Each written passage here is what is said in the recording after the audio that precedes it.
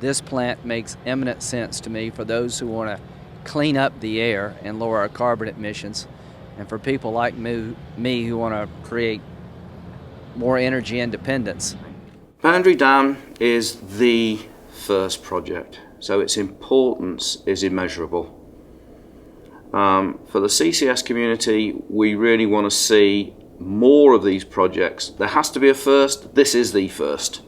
And I think this is going to empower the CCS community worldwide. Boundary Dam is actually today the most important CCS project in the world, and I had the pleasure of visiting it now twice. You can read about it in books, you can read reports, you can do everything, but ultimately it's actually talking to the real people and saying, look, okay, this is what it said. Really, what did you do, you know? What did you think about that? How did you get there? Many of those who don't believe in fossil fuels continuing to being used often claim that CCS on power is a dream. It doesn't exist. Well, Sask Power solved that. It exists. It's now here. The future is here, as Sask Power says. And Boundary Dam 3 actually shows you that CCS on power is reality, it's commercially viable, and no more can the detractors say it doesn't exist. It's a great success. CCS is an integral part of any climate change solutions. In our region, we have emitters like China, which are the largest emitter in the world. And unless we do CCS, we are never going to meet long-term goal.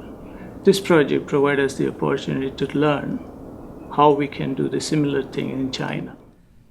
整个的进展，那么从现场的情况看呢，我们萨省对这项工作的大力的这种推动工作，我们也很震惊。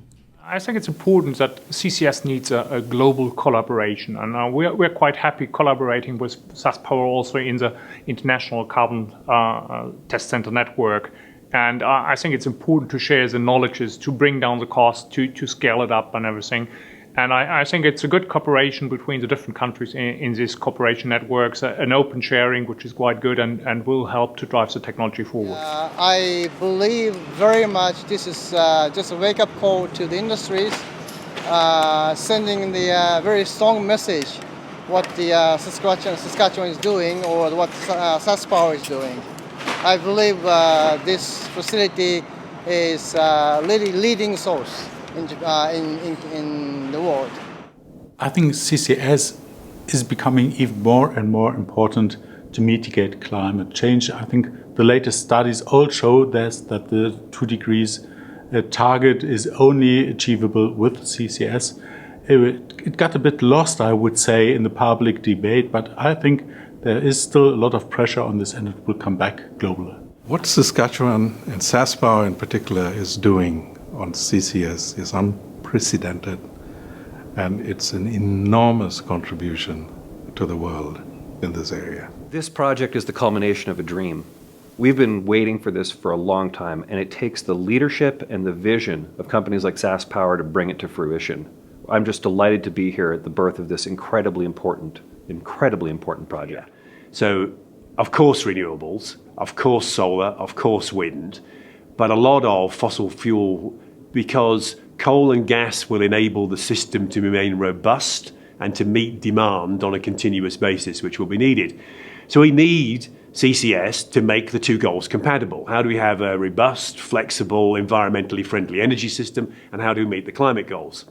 More than that, all of the modelling we do says that CCS is an integral, essential part of the lowest cost route to delivering both those objectives. So we need to do it, alongside other things, but we need to do it.